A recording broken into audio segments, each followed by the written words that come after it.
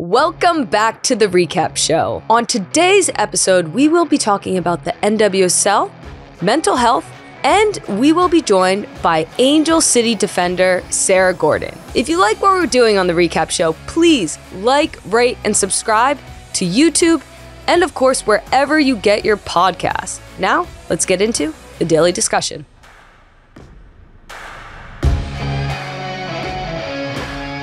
Welcome back to another episode of TRS. We are thrilled, excited, and happy to be here for the daily discussion. Today we're going to be talking about the fact that it is NWSL crunch time and every single coach is overstressed, the players are overwhelmed, the teams are on fire, and we've got 5 games left in the regular season, and it's a bit of a chaotic, beautiful, crazy mess. Yes, I think that's a great way of putting it. There's everything to play for, whether you're the top team in the league right now or the bottom team. Things are happening. Yeah, you're either trying to win the Shield or you're trying to not lose your job. And then actually the pinnacle of the stress is in the middle. It is 6 through 10 on the table out of 14 teams. Those are the teams that are about to lose their playoff spot or are fighting for a playoff spot. Yeah. And those are the ones that are under the most stress, including my own team, Angel City. That's where we sit. Yeah, I think actually 6 through 12 is probably even more appropriate. Because with now the eight spots, you know? And because this league is so tight. Yeah. And when I look at the teams that are even under you, and then the teams are above you, there's teams that you just think will pick up points, and then you're looking at teams that maybe are around the line that you just assume will drop points. And then obviously it comes down to the matchups because there's only a handful left, and which teams are playing which are going to determine how those points are going to be distributed. Yeah, and I mean, I think there's so much to this league about the American dream of catching form and getting momentum at the end. We saw it last year with my team, Angel City, making the playoffs. Gotham actually won the entire championship with just good timing and momentum. Yep. But I think for me personally, how we got to this topic was I sent a note to our team and I said, I need my hand held this whole episode because I am personally playing in games for the very first time while doing the show.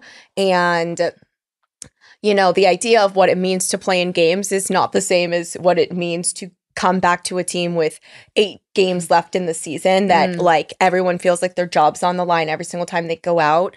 And it's really overwhelming for me personally. And I thought about that and I was like, how are we going to get through this? Obviously, I have a great team that's supported me a lot, but actually, I realized everybody feels like this. Yeah. Like it feels like, oh, I haven't played in so long and like this is a me thing, but it's not a me thing. Yeah. Like if I had been in the best form playing for the last 2 years of my life, like I would be extremely stressed out right now with where we sit in the table and what we have to do over the final 5 games of this season. Yeah, and it always feels like there's something there. I don't think this is a new feeling. And yes, does it feel like this is kind of like that moment where we're all kind of identifying this feeling at once? I think of the last 2 games I went to with Angel City, you guys hosted 2 of the most exciting teams in the league. And for me, like if I'm a fan, if I'm get to watch the Portland Thorns play in LA, like I want to watch Sophia Smith. Like you wait all season for her to come and like she's unavailable because of injury. Like if Washington Spirit come to LA to play, like I want to watch Trinity Rodman. I want to watch potential rookie of the year, Corey Bethune. Both of those players unavailable. And whether you just mentioned, you know, coming here doing the show, whether you're talking about going from international duty to now like domestic, like playoff push, like this is a universal feeling of being overwhelmed that we're talking about. This isn't anything strictly like we're going to talk about it in reference to being footballers and how we're feeling. But I have a feeling that every single person that will listen to this will be able to identify with this feeling. Yeah, and I mean, I think the interesting thing about sports is you're actually looking across the league and every single person's on the same timeline. So your actual emotional flow is like kind of like all mirrored. And there's a universality and a connectivity there that I think is really cool. But absolutely, it's universal. We all kind of have our own wave of overwhelm. And when you extrapolate a little and you think like, why are we stressed out? Like, why are we overwhelmed? Like, what are we doing here? And like, the big question is this a necessary evil in sport? Is it actually a beautiful thing and it's not evil at all? And it's like a part of the motivation and a part of, you know, the beautiful pressure that is required for greatness? Like, how do you feel about it? Yeah. It's interesting because I'm going to kind of reference a little bit more on the football side and this rhetoric that's been going on in the game right now where the players are being overworked. Games are being added, less rest time, more traveling, more competitions that mean something, higher stakes, more money that's being put into the women's game. But I want to kind of reference this in like a short snippet. So the players are saying we're overworked. And the governing bodies just keep grinding, keep creating tournaments, keep putting on games, matches, friendlies, whatever it takes, because that's how we monetize. And there's a story that happened recently in men's football. Oh, yeah. Which was Rodri, who's one of the star players for Manchester City. He kind of was the leading voice of saying, we as players, we are overworked. One, you're not getting the best version of ourselves when you're watching us on TV and games because we're exhausted. Mm-hmm. And two, there's like huge risk for mental, emotional, physical fatigue that will result in breaking. And, you know, he was being very outspoken. He was saying, you know, the players, they may strike. And this is would be substantial we're talking about. And then, of course, the public's like, you're getting paid tens, hundreds of $1 million to play. Just shut up. You know, I would break anything to have that salary. And he's saying, whoa. If that's the instance, if I'm going to play less, I'll take less money. Mm-hmm. He's like, we're not talking about a money thing. Let's not hide our physical, emotional state mm-hmm. of being behind money and a paycheck. And as he's kind of being more vocal about this, and this is something that all players are feeling, and his bravery to even, you know, step out and talk about it. And, you know, a week later, or that week, you know, Rodri tears his ACL. I hate this. And, you know, there was something inside him, and I think there's a voice inside of all of us that knows when enough is enough, mm-hmm. when you've been pushed too far. And, you know, we've experienced this in our career where we feel like our inner voice or even our outer voice is shouting, I can't take it anymore. I can't go another match, like to the expectation and the fullest that like the match deserves. I actually remember so distinctly in 2016 when you said to me, I can't do it anymore. You said, I can't do, like physically, you were just playing 100% of national team minutes, 100% of club minutes, and you were just in a position and a role that required so much distance and impact. And then you broke your back. Yeah, I actually remember saying that to you as well. Mm-hmm. And it came at a time actually when, like you said, I was playing 100% of minutes, but I also remember we went with the national team. We were in this stage of trying things out, and we were actually trying a three-back. And I remember I was playing more in a position of a wing back, which obviously, for people that understand the game, is a lot of distance, a lot of running.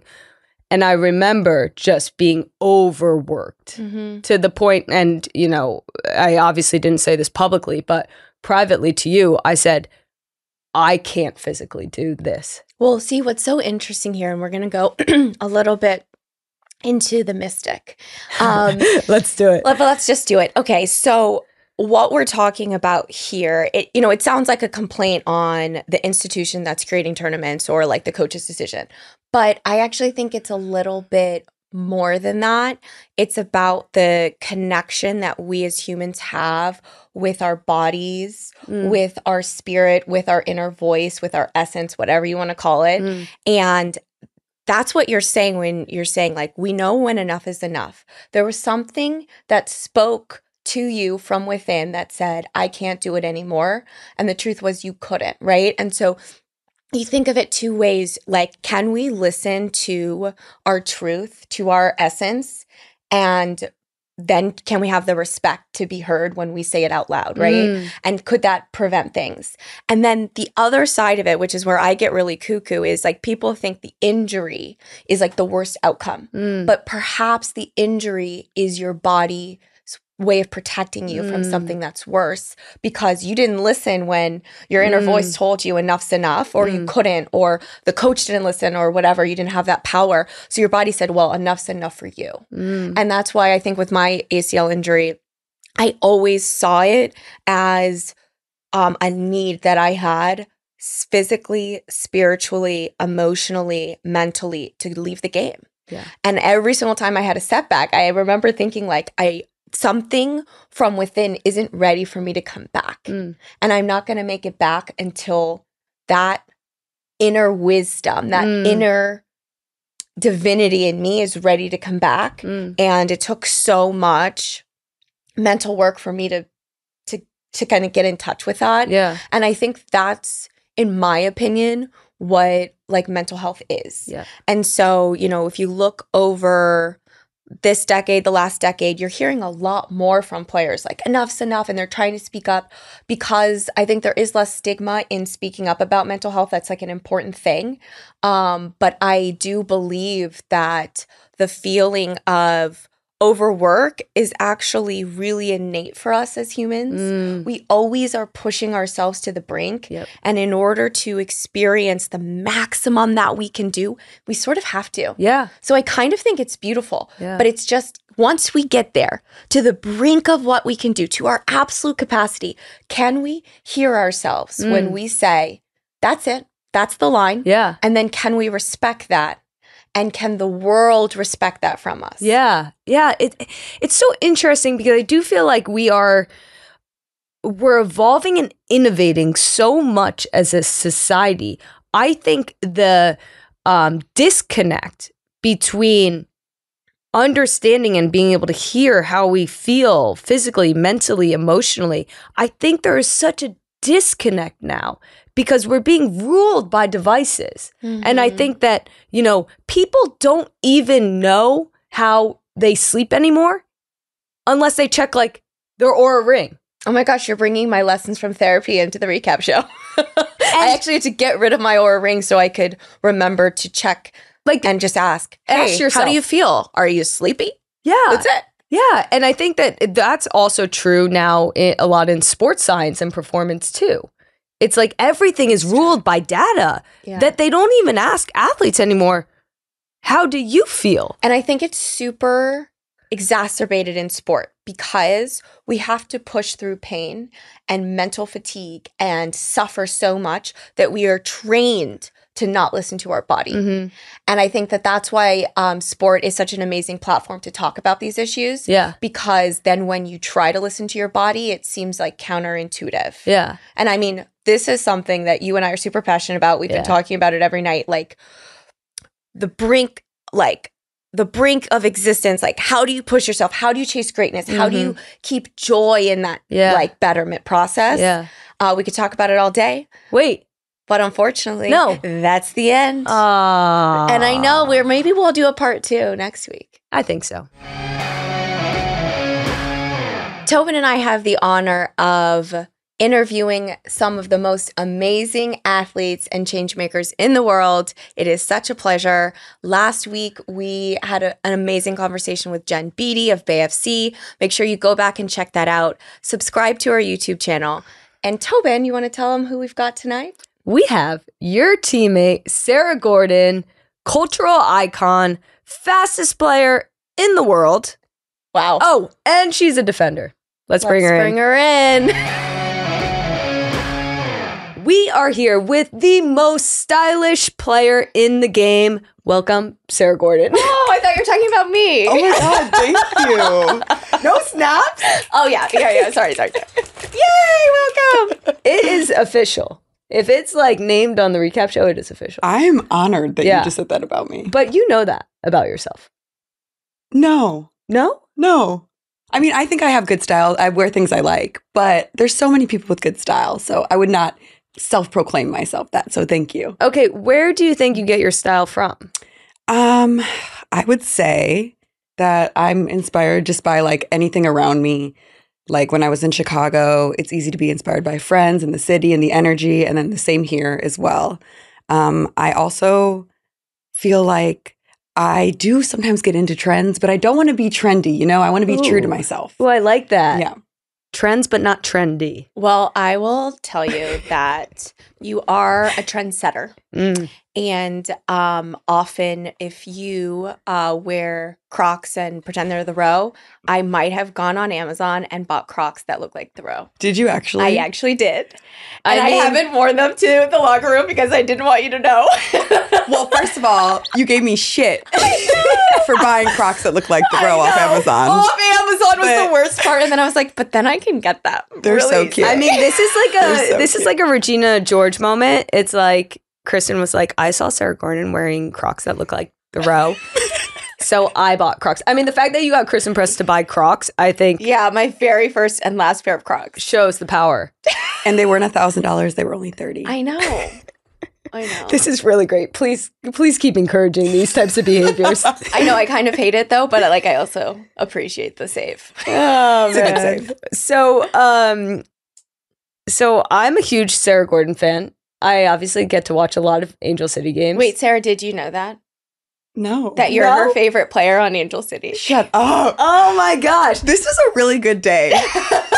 You are validating me. I needed this. I came in a slump. We lost. I'm like, man. Oh, well, call me anytime. So yeah, but she's been saying this from like long before I got back. She's like, I'm a big Sarah Gorden fan. Like that sentence sounds like so familiar to me. I am a huge Sarah Gorden fan for a couple of reasons. So one, when you match up with the best players in this league, I'm like, let's f***ing go. I thought we weren't allowed to curse. I love your style of play. I love your competitiveness. I'm a 1v1 player, but I feel like I've like kind of flipped the script on this where like I love the way you 1v1 defend players. And I feel like you go up against the hardest matchups and I like live for it. I look at the team, I look who their top attacker is, and I'm like, I can't wait to watch Sarah defend her. Well, thank you. Yeah. That is even nicer than the fashion I don't think sentiment. I've ever seen a player beat you. You know, I'm just going to leave that there because I'm not going to out myself publicly. But Tobin, what specifically do you like about it? Okay, so Sarah does this thing. This is very like I think about. It's so in your face defending, you know, which I love because like as an attacker, it would really get me going if a defender was like this.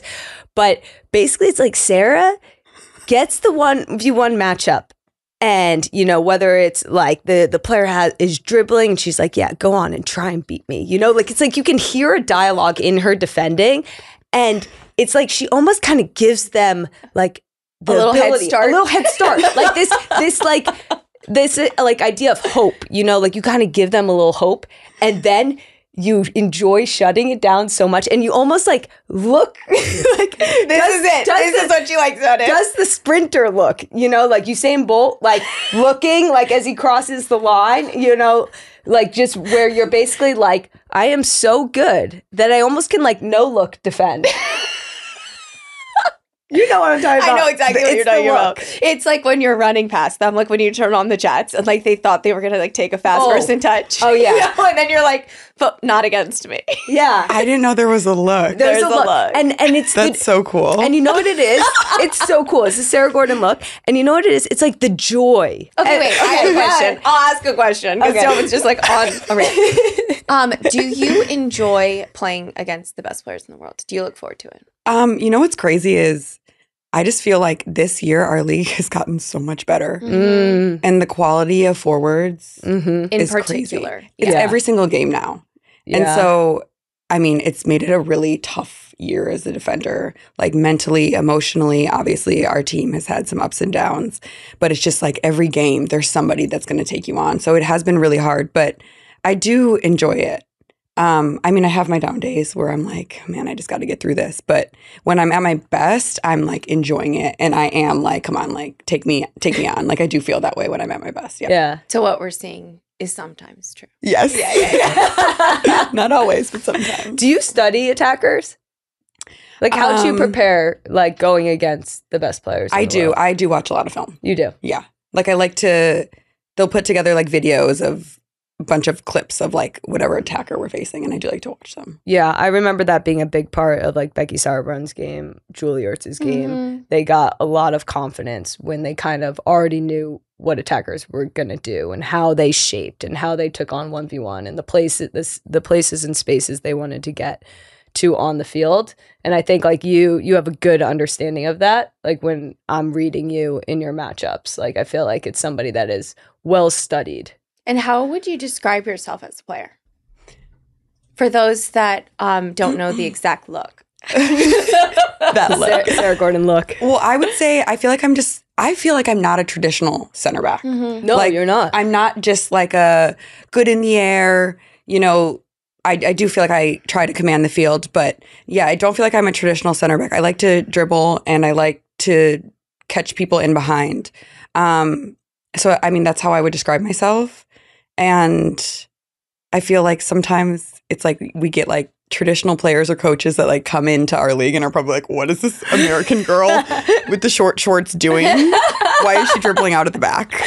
Like, just pass it. Which at times is true. And I did get a talking to after the Seattle game. They were like, okay, like, chill on the dribbling, please. And I was like, okay, that's fair. Oh, yeah, you do have a signature touch by forwards. Yeah. I do know exactly what you're talking about. Remember? I actually told Kristen how to defend Yeah, I it. go, I'm so annoyed. How do you defend it? Sarah just dribbled by me in training. And Tobin's like, oh, I have it too. I can't say it right now. I'll tell you after because I don't want to give the tell to our opponents. But, okay, you're right. But you know what's hard about it is it really depends on the approach of the forward. Yeah, exactly. Yeah. But It's I all do about- the thing that you can dribble by very easily. Oh, yes. Like, if you give me a little lane, then I'm like, gonna go. Yeah. Oh my gosh, I love that. So let's talk about how we got here. How we got to this fashion icon, future of the center back woman that we're so lucky to be sitting with. Little Sarah Gorden, Sarah the first time you Gorden. kicked the ball. Tell us, How did you get introduced to soccer? My parents put me in it, like everyone's parents did. And I was running fast, and they were like, cool, we're going to put you in club. And that was really How it. old were you? I was like 6 when I started. And you were in Chicago. Yes, I was in Chicago, in the suburbs. It's really like not an exciting story, but it was one of those things. And I feel like I heard you say it when I was watching one of these clips where people were like, you're good. And so then I was like, yeah, let's keep playing. Oh, the external validation. Yes. Gotcha. At an early age, same. So good. And how did you fall in love with it? Is that what you fell in love with? Or Do was there you love it? Oh, even better. Ooh. Yeah. I actually do love it. Oh. Like, I love playing. Yeah. And did I love it back then? Yeah, because it was like that escape where I could just get away and not think and just play. So I think that your unique path to becoming a pro is different. I'd say there's actually more unique paths in men's sports because there's just more avenues in sport, but there's kind of like this like status quo the way you become a professional in our league and here in the US. But you go to DePaul, you come into the league as a mom. Take me through like that entry point. You're a rookie. You have a kid. Are you thinking like I'm going to be a professional? Like do you see yourself as you are now? It was so hard to come into the league where it was back in 2016 as a mom. And like, I was not a big name. So I was just trying to make a name for myself, like trying to get a contract, get a spot. I mean, Kristen, we played on the same team. I wasn't very good and I didn't have much confidence. And then on top of that, I was making $8,000 a year and I was a single mom and it was really difficult. And I didn't like have much support from my family. They really wanted me to just like quit and get a job, and they didn't really see the use of me playing. But I'm a very stubborn person, like very stubborn. So I didn't really see another way. But long story short, I mean, it was a great experience. I'm like on this whole like, I'm not here to just be happy. I'm here to experience life. Like that's the human experience. And like back then I didn't realize it. I was just trying to like be successful and be someone on the soccer field. But now I'm like, that's like, it's a nice journey. Wait, okay, let's go into this. You said, I'm not here to just be happy. I'm here for the full human experience. What does that mean? It means that happiness is a great part of the human experience. Mm-hmm. It feels good, but like the full range of emotions is like, I feel like why we're all here. Mm-hmm. It's not just the highs. Is that in some ways embracing the hard? Yeah. Mm-hmm. Yeah. And when you look at your early days being, I mean, we've had a couple moms on the show. Yeah. I don't Go think moms. We love the soccer moms. But I don't know if there's another example of someone who came into the league with a baby.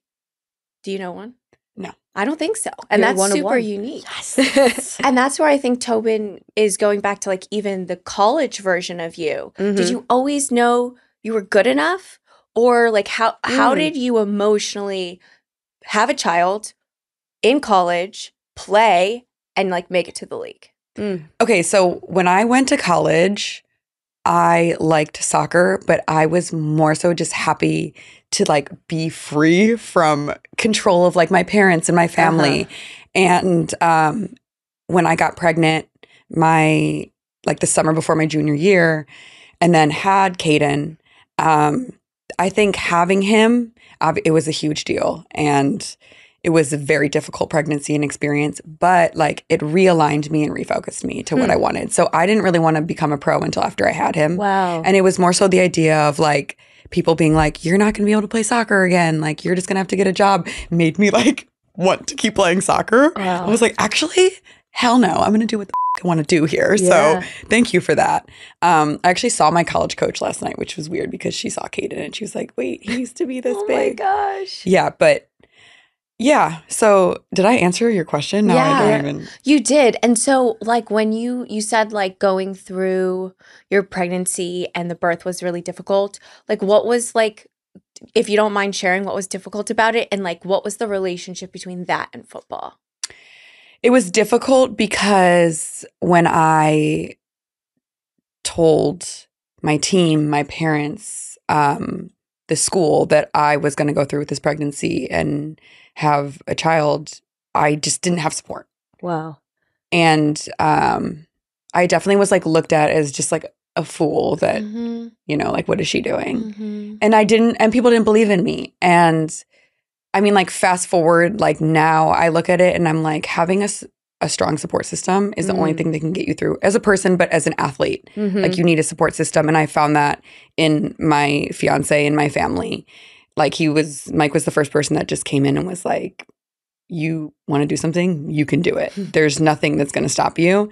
So like I felt like I didn't really find success and happiness and belief in myself until I really had that support system. Oh, that's awesome. I think about the moms like in this league and I feel as though there's almost like you have to build up like a certain amount of equity in your career before you're like, okay, maybe I can have a child now. Yeah.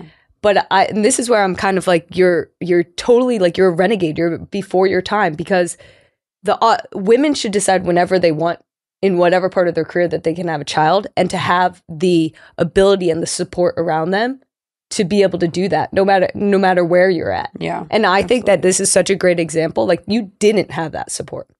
But can you imagine a mom coming in, being first year, second year in the league and deciding actually now is when I want to start to have a family. Yeah. And being supported completely in that endeavor.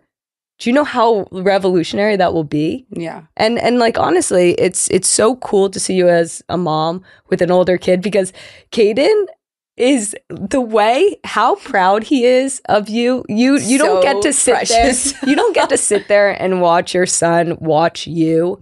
But it has to be one of the coolest things I've ever seen. Because I've seen the young kids watching their parents and they're not really able to connect the dots to what's happening. Oh, Caden knows all the teams, all the players. He watches more NWSL than me. Yeah. He's like literally the he biggest likes to fan. sit in on Biggest our team fan. meetings. Yeah. Like he wants to know the tactics. Yeah. Do you have any stories from like early days, either college or in the league, where you felt Oh, yeah. Give us like the worst parenting story. And then maybe like Okay. How you weren't Do you want to supported? actually know a good story? Yeah. And Yeah. it was you. Yeah. It was my first year. I had to bring Caden to practice because he was like 2 at the time because I didn't have a babysitter. And he was running around yelling, like throwing a tantrum. And I was like, I have to leave. Like, I have to. He was going crazy. And then Kristen texted me and she was like, it's like, I am just so proud of like what you're doing. And it's okay. If you need anything, just let me know, blah, blah, blah. It was a few weeks in, but it meant so much to me because I like at the time felt so alone and like I couldn't ask for things. Yeah. So that was a good parenting story. Oh, I don't remember that. This makes me so proud of who I was. Go me. It's funny because I was actually going to ask like for like an early impression that you had of Kristen, because obviously you guys were in Chicago and kind of the beginning of this whole thing. But that was a really good one. I was expecting a different one. Oh, I have a different one too. Okay, so it was my first start and we were at Orlando and I was defending my ass off. I was so bad my rookie year, but it was one of those games where I just blacked out and I was actually defending well. So I took the ball off Marta and I kicked it away. And Kristen looks at me and screams and she's like, "Get your head in the game." And I was like, "Yes, ma'am. I'm so sorry. Shit, I just did a good thing. What's wrong with her? You're like, it is. But I was probably also in a rage blackout. So like, Yeah, but it was funny. You guys have had a lot of good moments. honestly, that just like kind of made me feel like nothing has changed. No, totally. It needs to be that way. It's the only way it can be. So kind of going back to the trajectory of this league, because you've seen it in its infancy. Now we're in, like, you're playing for the highest valued club in the world. Yes. You are a franchise player. You know, this is, my dad was at the game last night and he hasn't been to a game in a while. And he stood there and, you know, he kind of gave me a pat on the back. He's like, wow, you guys have come really far. Oh. Really far since those days of playing, you know, at the high school and in Chicago and all that fun stuff. Benedictine. I never had to play but- there. You never did? No. Oh, lucky. Oh, so you've only known it like this. There is a lot between BMO and Benedictine. I know. I was like, yeah. But you get the gist. But like, talk about how meaningful or how big that kind of boom has been. Like the difference between like the beginning and now where you feel like you're at now. Yeah, I mean, it's crazy. Honestly, it's like crazy how far the league has come. And I feel like we always say, like, we still have further to go and we still, like, want more things for ourselves, for sure, within our own club and within the league. But when we, like, talk about the old times, just, like, me as a mom and, like, where we were playing and playing on baseball fields and having a locker room in a basement, it's just, it really is beautiful, like, how expansive it's become. And it's seeing girls leave college early to play in the league. I mean, it's awesome. And then just how competitive it's become too, you know, which is great because that will help us achieve like all the things we want to achieve as a league and a club as well. Yeah. And you've gone through actually some like really, really challenging times. You know, you tore your ACL, was that 2 seasons ago? Yeah. You came back, you played every minute of every single game, also known as the Iron Woman. Oh, that's so gross. Don't say that. We don't like that. Should we No. rename I it? love that. Should we just call it the do? Sarah I love that Gorden because I Award? would never be able to be an Iron Woman. But you're a forward. what- I You're not know, but supposed- that's why it's like, to me, it's like so like, wow. How could you play every minute? You know? I feel like, should we rename it? I don't know. No, because Maybe we'll I'm give it some- not oh. an Iron Woman anymore. Oh, got it. Okay, Yeah. that's fine. We'll just I've been de-ironed. we'll just assume that it's all the same. But I mean, honestly, to come back after an ACL Yeah. and play every single minute is insane. What was your secret to that? Well, one of my secrets was I stopped drinking like almost 2 years ago now. And I really think that had a huge impact on my physical and emotional health. And then other than that, it was just luck. Yeah. What did the stopping drinking? You missed kind of like the hard work. You're right. Oh yeah, there's a lot of hard work in there. I love that. And there was just luck. Yeah. Oh, I like that I feeling know. though. I also stopped drinking in my ACL recovery, Did it help? which is hard work in itself. Yeah. I guess you did cover the hard work part. Yes, I did. But yeah, no, I think so. I think we talked about this actually when I would have a beer, and when I was like coming back my knee would hurt. I could actually feel it. Like I felt like I could feel the beer like go into my knee and like just inflame it. Yes. So it was kind of an obvious and clear signal like this isn't good for you. Stop. Yeah, Totally. Wow, that is a big decision. So that happened post tearing your ACL, like during the recovery, you made that decision. Wow, that's huge. Your longevity is something that I think a lot of people would, myself included, like love to learn about. And I think, it goes way beyond the physical. Obviously, physically, you're still at the top of your game. Like you're the fastest player in the league, if not getting faster. I don't know what's happening. I want to know what's happening. But it seems like you're still on the up and ups. Like you're playing better every single year. You're adding something to your game. So there's a part of you that's not satisfied with where you're at. Like, where are you trying to go? What is your ceiling? Because we all know you're on that cusp. You're on that line between, the club players that are trying to make that jump to the national team. I think a lot of people are wanting you to get more looks with the national team. Is that a goal of yours? Or are you every single day just focused on, like, how can I get better? I think last year it really felt like something that was a goal. Like, I was like, I really would like to get that call up. But I think, I just turned 32 and I'm never going to stop trying to improve my game. I'll never do that. But I think at this point, I'm just kind of playing for myself. And I do want to continue to improve. Like there's so many different aspects of my game that I can get better at. Like a big thing for me this year was distribution.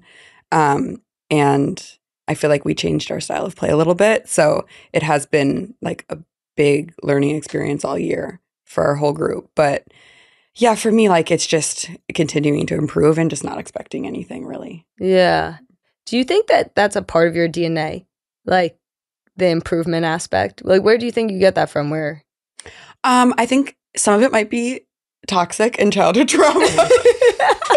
Like never good enough, just have to be a little better. But we don't have to get into that. Don't we all kind of like, but it's also a beautiful thing. Like it's turning that trauma into something good, but you also have to release it and work through it and process it. And I know you do that, but like that's it can also be a seed of something beautiful. Mm-hmm. Yeah, it's a balance. Mm-hmm. Like you got to find the balance of, okay, now I'm being a perfectionist and like things aren't going to get better. Like sometimes after our games, it'll be like 2 a.m. and I'll be watching film in bed and Mike will be like, you need to go to sleep. Like you don't need to be thinking about a mistake you made in the game. So, it's a balance of like improvement and getting better and also just being like, okay, you're in a rabbit hole and you need to shut this out. Well, that is like the epitome of like what I'm going through right now is like, how do you chase greatness if you're not up at 2 a.m. watching your film, right? So it's like, I'm grappling with this. Like, I'm actually up at night just like thinking about this. Like, can you? I'm just thinking about this. You're watching film. I'm just thinking about people that are watching film. Yeah, the idea, the concept. I'm thinking about the concept of watching film. Like, can you be great? Can you push yourself without being a little crazy, like without it being a little toxic? Like, how do you find that line? And like, obviously we're not going to sit here and figure it out, but that is like what you said of like, oh, you got to just like find the balance. It's like, that seems almost impossible to me. And, I said this in the locker room at one point, like in my return, I wanted to come back in a new way. I didn't want to come back. I wanted to go forward and I wanted to come back and be joyful. Yeah. And I am here, right? And I'm able to play again. And I can't help but see greatness and joy as like two different paths. And I believe that there's one path, but I don't know it. No, I don't know it. And yeah, and I think it's just like kind of the journey of my life to try to figure out how to merge these two things. Both I know a little of greatness. I know a little of joy. I don't know them together. And it's such a like you painted a beautiful picture for me of like being in bed, like that insatiability, like you can always do better. But it's like kind of a nightmare, right? Yes. Like how does that become the dream? And I know in your own life, you have a lot of practices that you try to bridge that gap. Can you share a little bit about those? Yes, I can. I am a meditator And you are. Like, I feel like I was just at like a AA meeting, and I was like, my name is Sarah Gorden, and I'm a meditator. I have to be because I have a lot of thoughts. So I'm big on meditation every morning. I used to be a cold shower girl, but I gave that up after a year and a half. But meditation, breath work, yoga, religiously. I'm an emotional and sensitive person, so like I have to move my energy, or else, especially like before games or just when I'm feeling stressed out. It's been like really helpful for me. But I think like what you're saying about joy and greatness, I feel like for me, it's like I always think about this like ideal of the spiritual person of like letting go of control and being able to witness whatever comes and, you know, going with the flow. And it's like the same thought process of like, but can you be a great athlete and be that spiritual, like nothing bothers me person? And to like you're saying, to some degree, like, no, like I haven't found it. Yeah. It's like I'm one or the other. And maybe there's something beautiful in the pursuit, even if we never find it. I'm going to just keep searching. I think. Who knows where it'll take me? Yeah. And I think we've talked about this on the recap show, which I'm kind of like connecting some dots. The difference between, I think it was balance and harmony. Yeah. And, you know, I think harmony holds space to being a little bit crazy. Yeah. You know, like a little bit unhinged, because I do think like the greatest innovations and the greatest creations happen when you're really flirting with that line, when you're stepping over that line. Else we'll all just be living in this constant idea of like this balance or this status quo where we're just upholding things and we're never trying to redefine them or reimagine them. Yeah, like when I think of balance, I think of a Swedish word called lagom, but like it's like compromise on both sides. And then when I think of harmony, I think of crazy person, peaceful person, you know? But as long as you can keep this rhythm, move the energy. Your median is like balanced. Yeah. You know what I mean? Yeah. But it's like a lot more beautiful. Actually comes back to what you said about like living the full human condition. Yeah. Like, doesn't this feel like a little dull? Yeah. Like, don't we just want to Yeah, like right. swing and like push ourselves to the brink of our greatness and drive ourselves crazy and want more, and then like come back and like learn how to accept and let go, and then like go again. Yeah. You know, it's like I like that. And I think that like the moving of the energy I really like related to. Kristen and I have been talking a lot about how we have a lot of like physical understanding in sport, and even now, you know, more data science and all these things, performance analytics, all these things we can do physically. And then now we've kind of accepted this mental part, like we're talking about mental health, how we can, you know, clear our minds and, you know, activate like a whole nother part of our being. And I think that we're missing the bridge between the two, which I think is the emotional aspect of sport.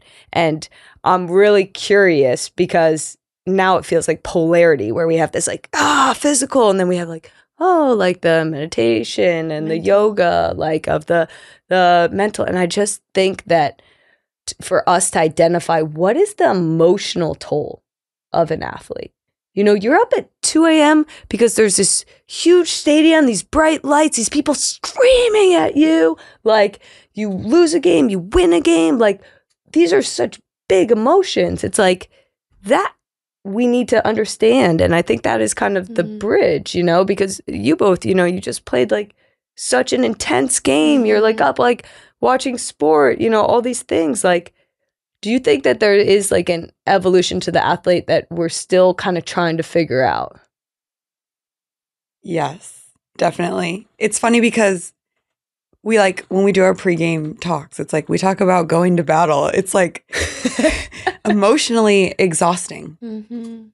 So yes, I mean, I'm personally still trying to figure it out. Because sometimes you, after a big game or a big loss, more specifically, like you don't always have it the first day going back into practice. You're emotionally still down. I can't even imagine what it feels like, you know, going to a World Cup and like having those emotions. So, you know, we felt like we gave some language to how difficult that is, you know, going from a world championship to it. Like, we're trying to give language to it because I think with language, there's a lot of acceptance. Because I think sometimes as an athlete, if emotionally you say, this is too much or I'm hurting or something like that, there's almost this like, oh, you're weak. Yes. You know? Well, when you said going to battle, it reminded me of like when I first got back from being out for 2 years and I was in a PT clinic, which is like such a loving and nurturing space. And you like lay on the table and they like mob your kneecap, right? And I remember being in the training room for the first time in like the pre-training, and I was just watching everyone like get their ribs taped and their ankles taped. And I was like, oh my God, this is like so crazy. Like, You know exactly who she's talking about. I can't even believe this. Like, I can't believe we strap ourselves together just to go out for practice. Wait, do you ever think about how crazy it is that we take a ball to the head all the time? Yes, Sarah. I've spent my entire career thinking We that just was black out insane. for a few seconds. I Like just know. a few second blackout, I'm good. Just lose a couple brain cells and then do it again. Okay, so I really am going to go home and be thinking a lot about what it means to live the full human experience through sport and to move through the energy of that. I think that's really powerful. I think that you in your story have shown so much resilience and grit, but you've pursued it with a very much a beautiful grace, and it's really inspiring. Thank you. So now we're going to throw to a break, and we'll be right back. All right, folks, now it's time for everybody's favorite segment. Community questions. I wasn't ready for that pass off. I know, I'm not ready at all. I haven't pre-read my questions. That's very unlike you. I know. So maybe you go first and I'll quickly read while you're asking me the question. This is really unusual. Okay, I'm down. Okay, Sophie from Michigan asks, what Disney character are you? Probably Pocahontas with a touch of Jasmine. Oh, that's a good crossover. Yeah, right? Yeah, good collab there. What do you think? I like it. I'm surprised how easy this was for you. Oh, yeah, you've never been asked You're that? such a Disney nerd. Yeah, you're Well, right. the thing about Pocahontas, you see, they all have beautiful voices just like me. And beautiful hair. Oh my gosh, that's what I was going to say. What always got me about Pocahontas is she would be in the river and then she would come out and she would wring her hair at once and it was dry. And I always dreamed that I could have a full blowout after just one squeeze. You know, I was going to keep going with this, but that was just such a good ending. Yeah, and then I hope this gets cut. But then Jasmine, I'm more of an Aladdin. Like, I wasn't really a John Smith. So, like, if I had to, like, have a love story, I'm definitely then Jasmine, okay? Until they have their lesbian Disney movie. I mean, what a great combo that would be. Oh my God, Pocahontas with Jasmine. Right? No, too much of the same. Too much good hair. Too much hair. Too much hair. Okay, great start. Thanks for the great question. Liz from Oakland said, not asked, she said, Tobin, you talked about your love of hippos after your safari last year. If you had a baby hippo, what would you name it? Oh, I don't know. I'm obsessed with that one hippo right now. Oh my Same gosh, with everyone aren't we else. all? Yeah, but I saw that in the wild I know. every day. So I'm kind of like, I like seeing it without people. Did you already tell The hippo all story? the reimaginers about the hippo story? Oh, that I didn't know they were able to run. Or that they were off land. And when I Yeah. saw a hippo running, it was like, oh my God, that hippo can walk. They can all walk. that thing was moving fast. I know. I hope that we can like splice in the video of the hippo running in this episode. And then the little hippos, I would watch the whole entire through come my out of the binoculars. I just water. watched the little hippos. They're so cute. I'm usually really good at names, so Well, I think I'll have to get back to this. Yeah. And I don't want to force it. I know. Yeah. I feel like hippo in itself is kind of like a name. Like Hippie the hippo. Hippie the hippo. You got to it. Oh, that would be the Little perfect hippie- hippo a for little you. hippie hippo. Yeah. So cool. Like a little bandana around its head. We answered this question like 6 times in 6 different ways. Are you going to ask me my last question? Yeah, of Okay. course. Okay, Amanda from Pennsylvania wants to know, what makes you more nervous, Tobin cycling or Tobin surfing? Nervous. Oh, There should be like I'm some stumped. like music for the pause on this one. yeah, definitely. I think Tobin surfing because I can see it from the beach. And Tobin cycling is just this like imaginary thing that I've never seen. And I have it in my head, and you're just like such a pro. You know, like you're swerving, you're bobbing, you're fine. But when I see you surf, I know that's not the case. I go under. I see that waving you up, and it really upsets me. What do you say to me right before I go cycling? Safety first. Yep. Every time. Safety first. And what do you think about when you're doing crazy things on your bike? Safety first. Exactly. Yep. So that's community questions for the day. Thank you to our wonderful reimaginers for submitting your questions. If you'd like to get your question on the show, you have to join our membership, which is a community for sports fans and changemakers. We are the coolest and safest space on the internet. We love our community so much, the people who have been with us from the beginning and all the new people. Thank you so much for your support. We're building the coolest women's sports community in the world. So join membership, get your question on the show, and Tobin and I will keep smiling, keep answering your questions. With our friends at Ally Financial, it's important to talk about why money matters in the women's game. Tobin, will you kick us off? I would love to. Sarah, you are a professional athlete, broadcaster, and model, amongst many other things. How important is it for you to diversify your income? It is very important for me to diversify my income because it is very helpful to have different streams of income and just other streams other than my soccer salary. Having things on the side really helps. Did you want to do more things in soccer? Was that just like a reality? To start off, I had to start modeling because soccer was not paying the bills. Now I don't really have to do it as much as I did because there are so much more like with sponsorships and endorsements and stuff like that, just besides our soccer salary. But yeah, I didn't start doing it because I wanted to.